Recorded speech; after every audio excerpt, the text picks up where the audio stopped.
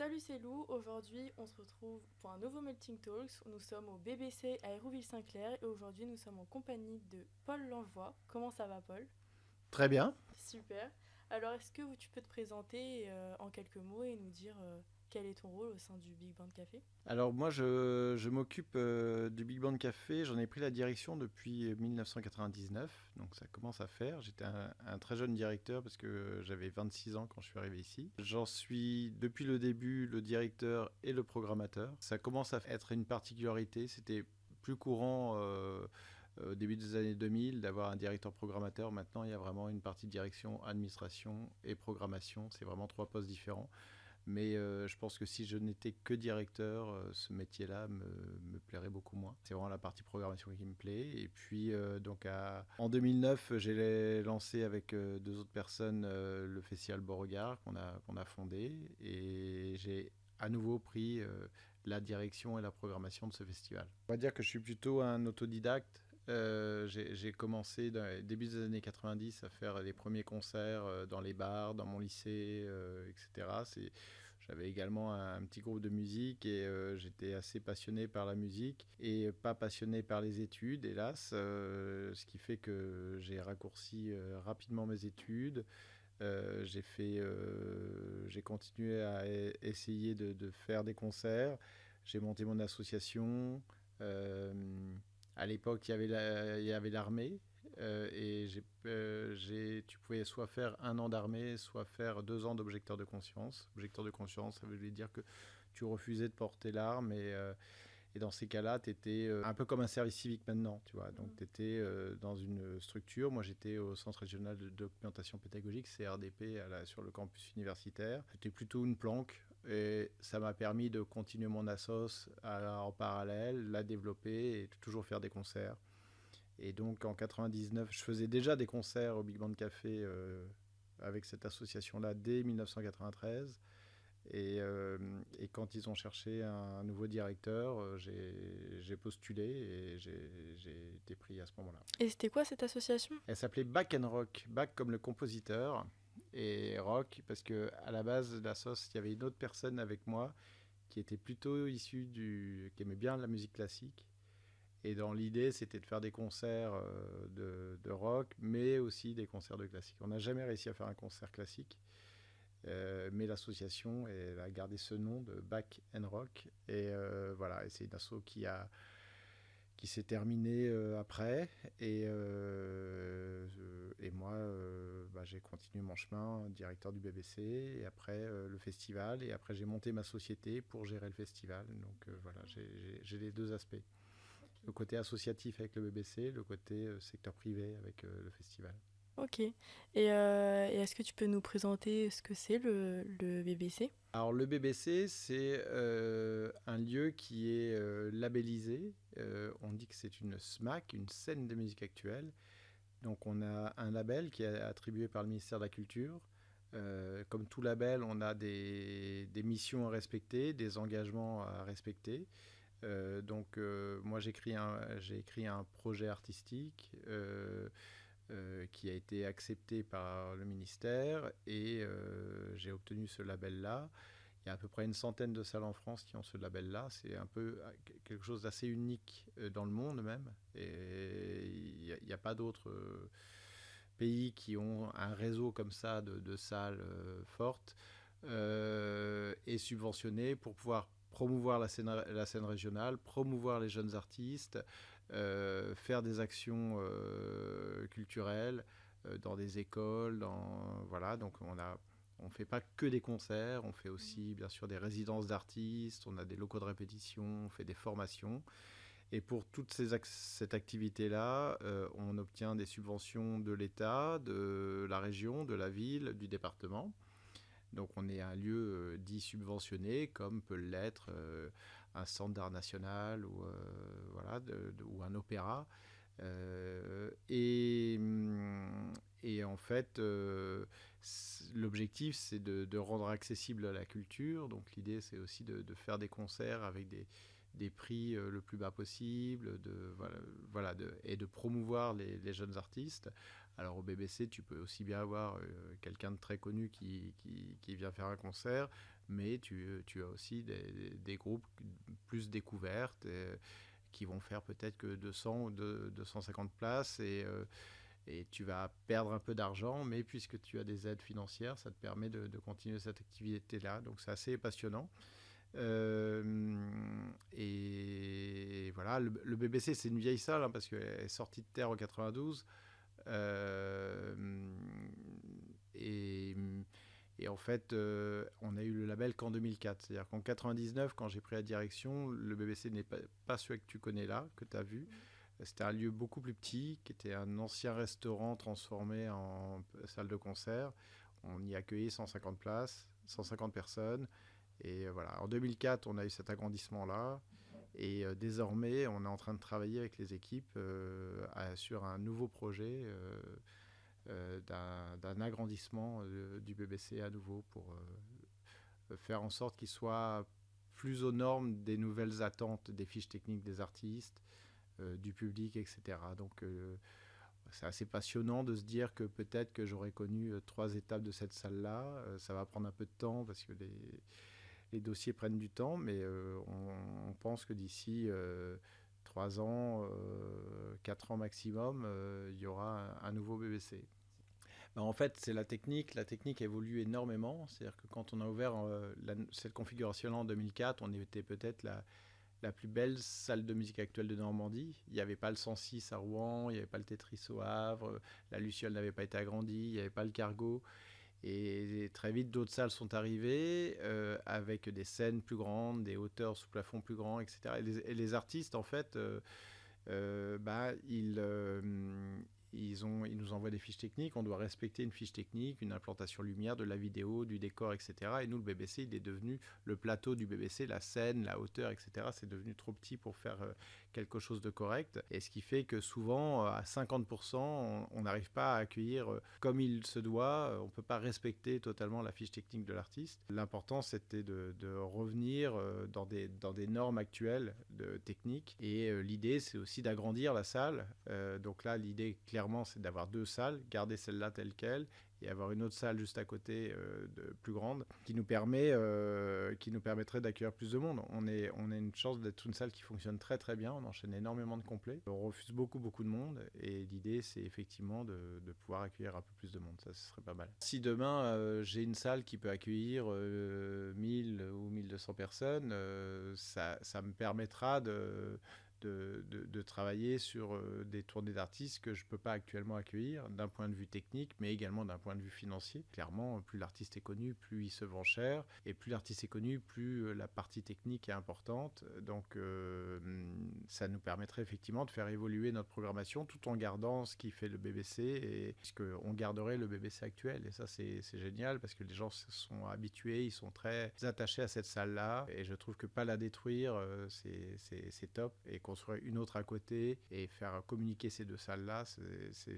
un très beau projet. Comment ça se passe l'organisation, programmation des concerts? En fait, tu as ce qu'on appelle en français des tourneurs, mais on va plutôt dire des bookers. C'est-à-dire c'est des boîtes de prod qui ont en exclusivité des artistes. Un artiste, quand il va commencer à tourner, il va signer chez une boîte de prod qui va organiser ses concerts, sa tournée.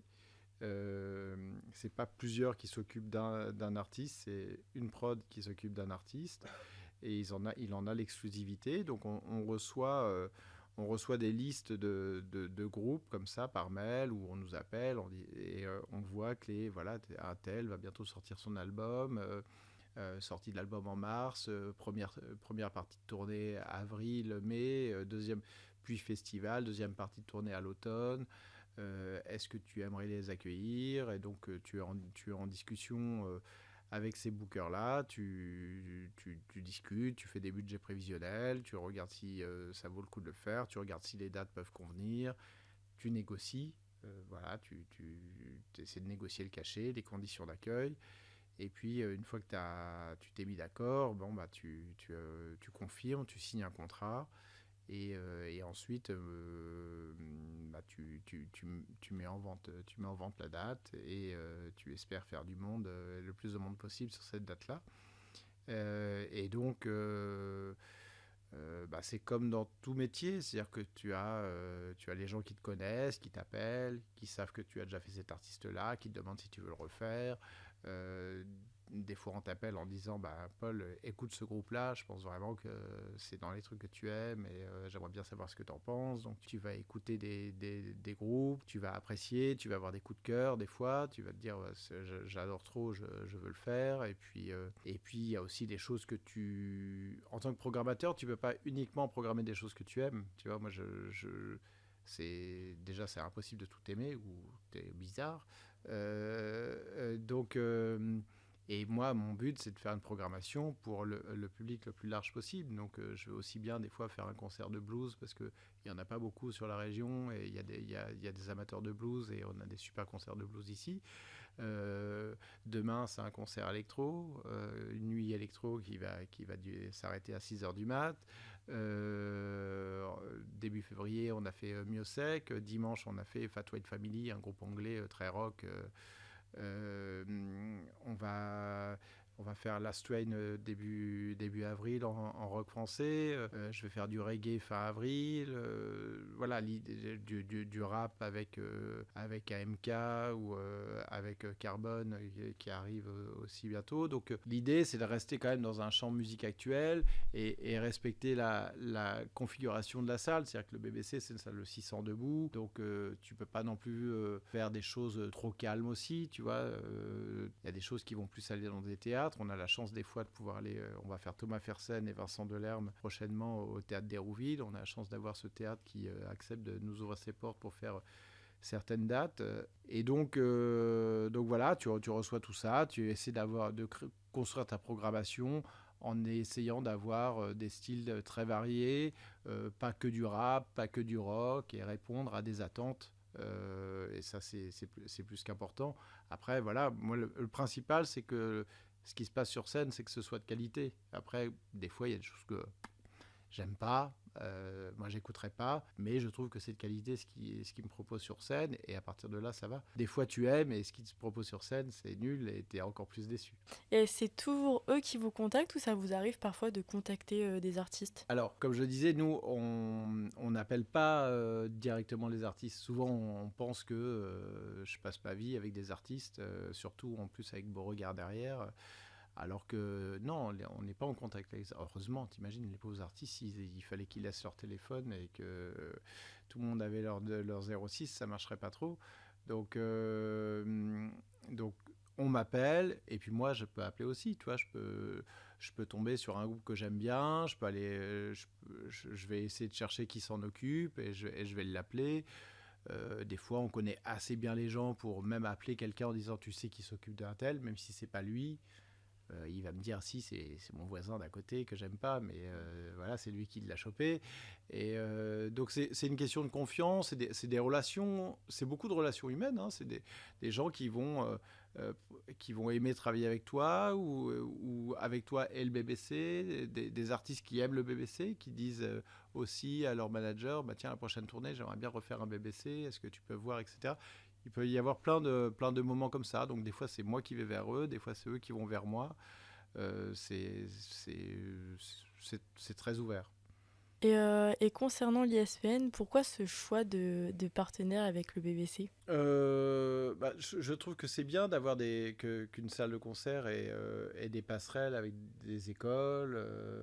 Et donc, je trouve normal. Moi, j'ai toujours aussi donné du temps comme maintenant, ou des fois j'ai des mails d'étudiants qui font une thèse sur les festivals ou sur les salles de concert ou sur la musique en Normandie, qui me demandent de pouvoir un peu de temps. J'ai l'impression que c'est également mon rôle de pouvoir répondre à tout ça, et une passerelle entre une école et une salle de concert, c'est très bien. Moi, j'aime pas d'essayer de mettre des limites ou des frontières à tout. Tu vois, avec Beauregard, on est partenaire avec le SM Caen et l'Open de tennis de Caen, tu vois, et c'est du sport et c'est de la musique. Mais au final, derrière tout ça, c'est des gens.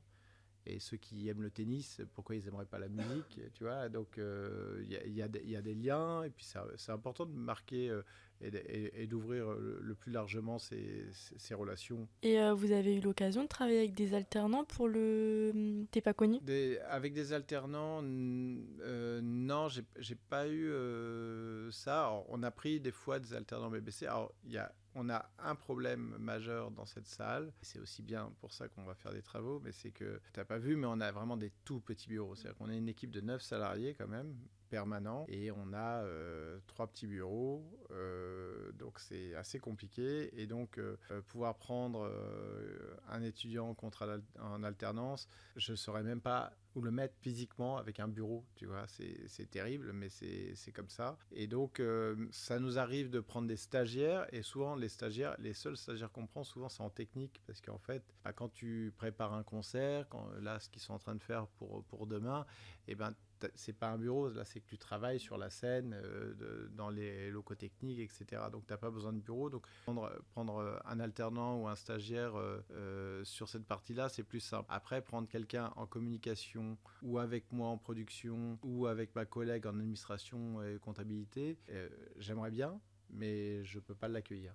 Donc c'est vraiment bête, hein, mais c'est une vraie raison quand même. Vous pensez quoi du concept de l'alternance? J'avais déjà pris une personne alternante qui a été embauchée après et qui depuis est partie, mais ça fait quelques années. Et là, par exemple, j'ai pris un contrat en alternance sur 2 ans au niveau du Festival Beauregard pour accompagner mon graphiste. Je trouve que c'est une très très belle opportunité, aussi bien pour l'employeur que pour l'étudiant, parce que ça donne une énorme expérience, ça c'est sûr. Et 2, si tout se passe bien, et si l'alternant est bon, souvent il va se rendre indispensable. C'est-à-dire qu'à la fin de son alternance, tu peux te dire, s'il part, il va me manquer quelqu'un dans mon équipe maintenant. Et donc souvent, je pense que tu es à même de proposer, de confirmer le job avec un alternant. Donc je trouve que c'est vraiment une bonne manière de rentrer dans la vie active, de découvrir le fonctionnement d'une entreprise, et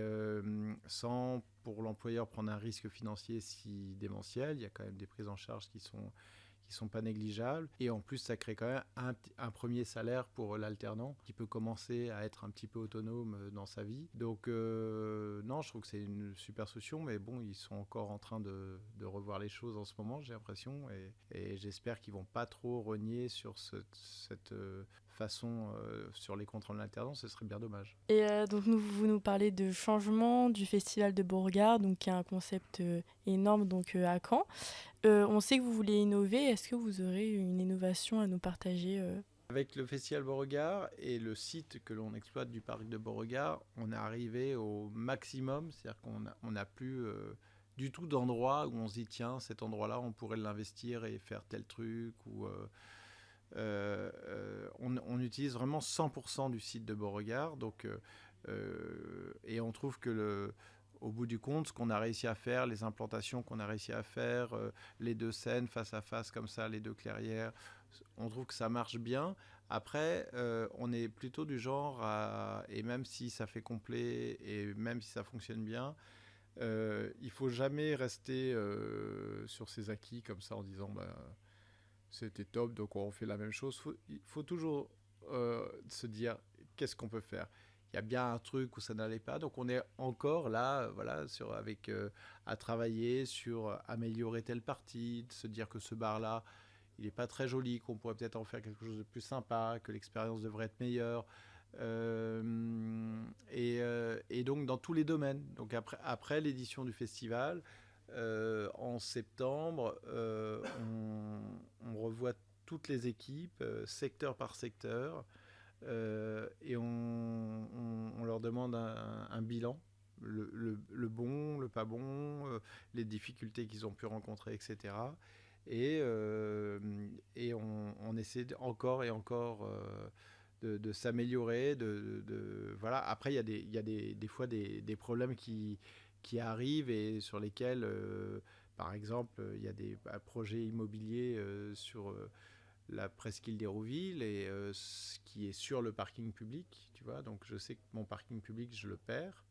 J'ai quand même 3000 voitures garées sur ce parking-là, Et donc, tu es obligé de chercher un autre endroit. Le parking vélo, on accueille 3000 vélos par jour.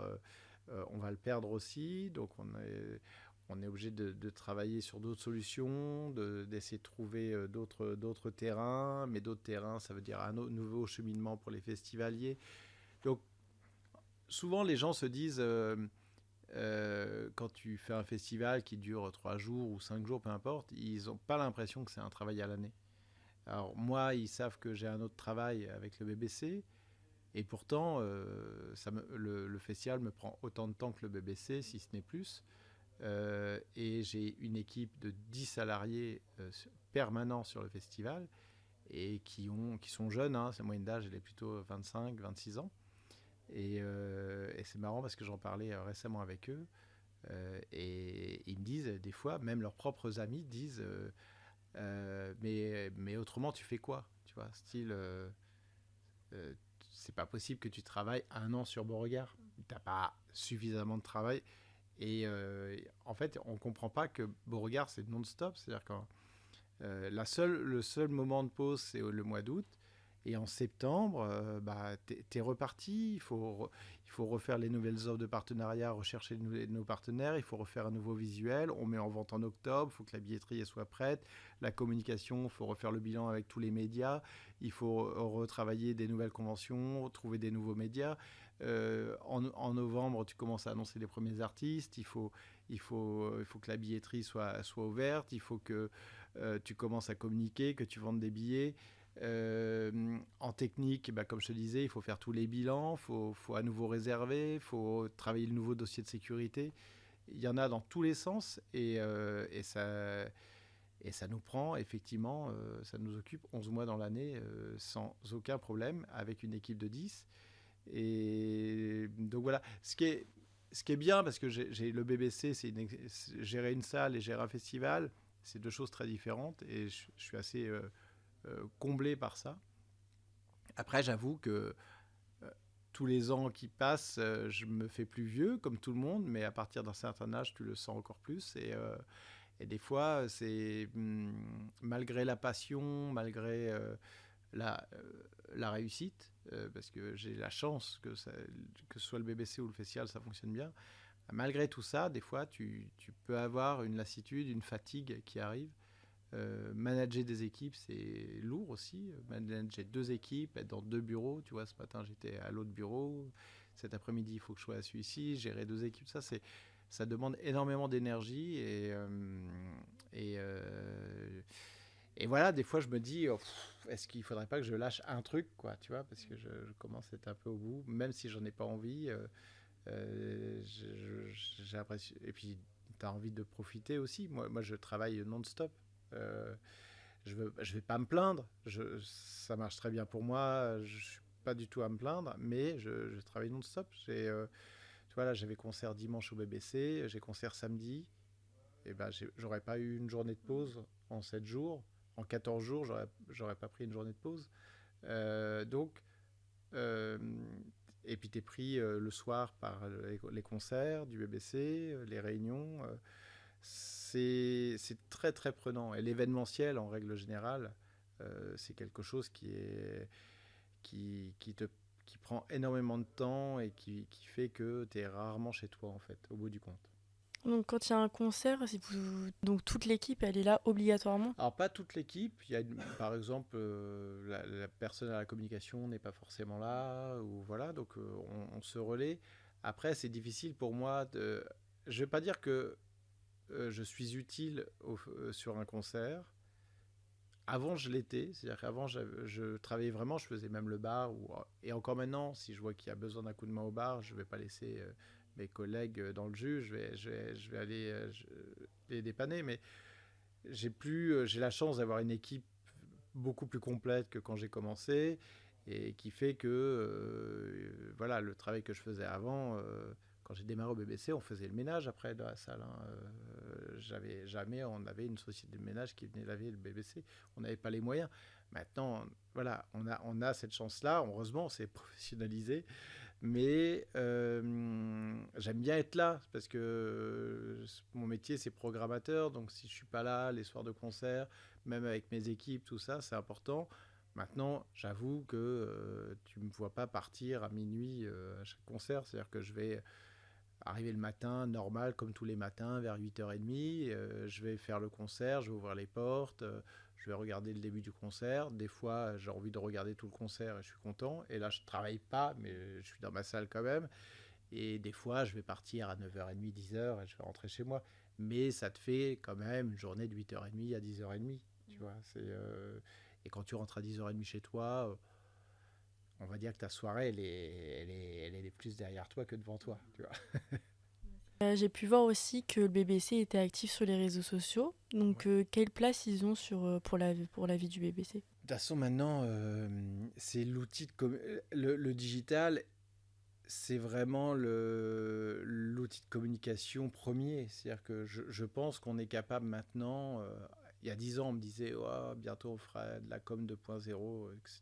Je leur disais mais qu'est-ce que tu racontes? On sera toujours obligé de faire du papier et des trucs. Et puis non, en fait, on n'est plus obligé. C'est-à-dire que sponsoriser un événement sur Insta ou Facebook ou les deux, c'est 1000 fois plus efficace qu'une campagne d'affichage dans les magasins ou dans la rue, ou etc. Donc, on n'en fait quasi plus. Avant, je faisais encore de l'affichage. Les groupes m'envoyaient des affiches et puis on allait les afficher. Mais maintenant, ça peut encore nous arriver de temps en temps pour un peu soutenir, ou sur certaines esthétiques musicales, ça peut peut-être. Mais autrement, vraiment, les réseaux sociaux, c'est ce qui nous fait vivre, c'est ce qui, un, fait parler de nous, et deux, c'est ce qui nous permet de vendre du billet. Donc, que ce soit sur la salle, que ce soit sur le festival, avant le festival, on éditait un programme. Tu vois, avais tous les festivals, pas que Beauregard, tous les festivals, tu avais un gros programme de 40 pages avec la présentation de chaque artiste, le plan du site, comment venir, etc. Mais maintenant, l'application du festival te donne tous ces éléments-là. Donc, tu n'as plus besoin de te dire je vais prendre un programme avec moi. Tu as ça sur ton téléphone. Donc oui, ça occupe une grande place et je pense que on pourrait clairement se passer de tout ce qui est print. Je trouve qu'encore c'est bien qu'une salle de concert qui fait une programmation sur un semestre puisse sortir un programme. Donc il y a toujours un programme du BBC. Je trouve que pour une salle, sur un semestre de programmation, on sort 2 programmes par an. Avant on en sortait 4. Je trouve que c'est quand même bien de l'avoir encore. Et puis on y met un petit peu du rédactionnel qu'on ne fait pas ailleurs sur les réseaux. Mais pour combien de temps encore, je sais pas. Et est-ce que vous avez un moment ou une histoire marquante que vous avez vécue personnellement et qui vous a marqué? Sur le BBC, Ouais. ah ouais, plus bébé, énormément, parce que comme tu vois, je connaissais le BBC avant d'y être directeur, et ça fait 25 ans que je suis à la direction donc on a vécu des très belles choses et des choses beaucoup moins fun. Hein. J'ai connu le BBC dans une période où c'était quand même beaucoup plus compliqué, que ce soit en termes de public, de fréquentation, etc. Des moments où maintenant on en rigole, mais des moments assez tendus, ce qui n'existe plus depuis au moins 15 ans au BBC.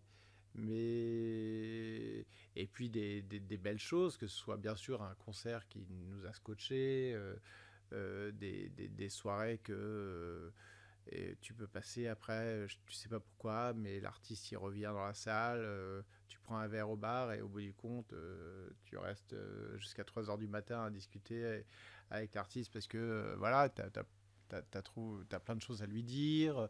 Euh, donc des moments comme ça, des moments un peu privilégiés aussi, et des beaux concerts marquants. Il y en a, et heureusement, il y en a énormément. Et je commence même maintenant à vivre certains départs en retraite de mes équipes. Tu vois, jamais j'aurais pu imaginer ça quand j'ai pris le BBC. Et donc, on a récemment eu un salarié qui est parti à la retraite. Donc ça nous fait tout drôle parce que cette salle, elle, elle fait partie de moi. Rien que 25 ans, c'est la moitié de ma vie, quoi. Tu vois, donc c'est énorme. Il y a énormément d'affect dans cette salle et j'ai aussi une équipe de salariés qui sont là avec moi quasi depuis le début, voire depuis le début, et qui ont également 25 ans donc de boîte là avec moi.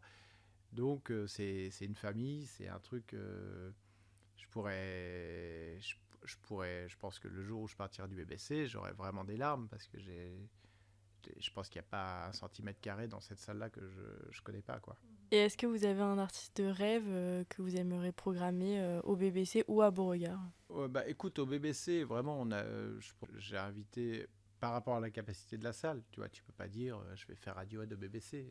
Je serais complètement bête de dire ça. Donc, si tu me le proposes, je l'accepte.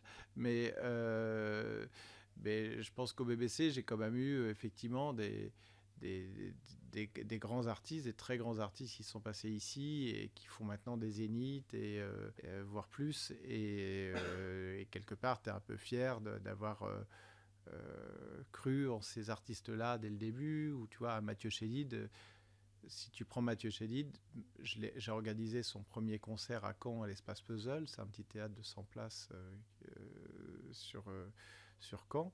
Euh, C'est-à-dire que Mathieu Chédid, à chaque fois qu'il est passé à Caen, je l'ai fait, tu vois.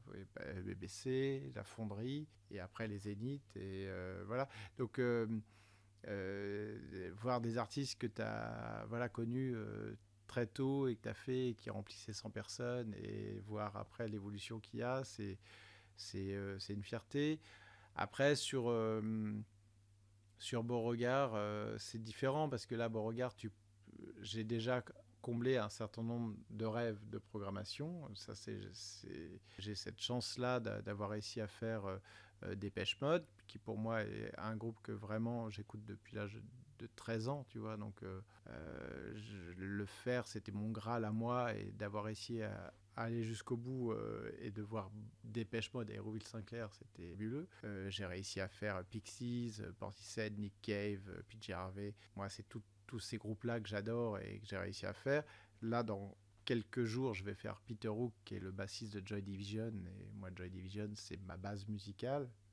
Donc, accueillir ce bassiste-là dans ma salle qui va reprendre un album de Joy Division, c'est juste fou.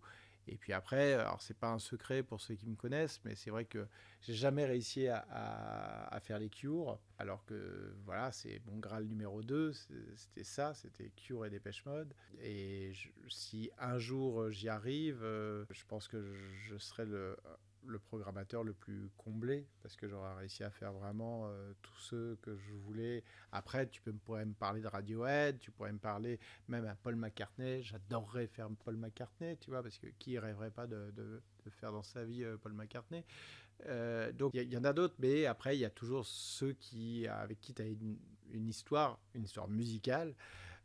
Et Cure, ça en fait partie. J'ai vu je sais pas combien de concerts des Cure dans ma vie, et j'espère qu'un jour Cure fera Beauregard. Encore faut-il qu'il veuille tourner. C'est un groupe qui a décidé de tourner quand ils font pas d'album et plus tourner quand ils sortent un album. Tu vois, c'est un peu le truc, c'est à l'opposé de ce qui se fait. C'est ça qui rend le charme de ce groupe aussi. Mais voilà, j'espère un jour que ça va vraiment tourner et que j'arriverai à les convaincre et que je serai sur leur route de tournée.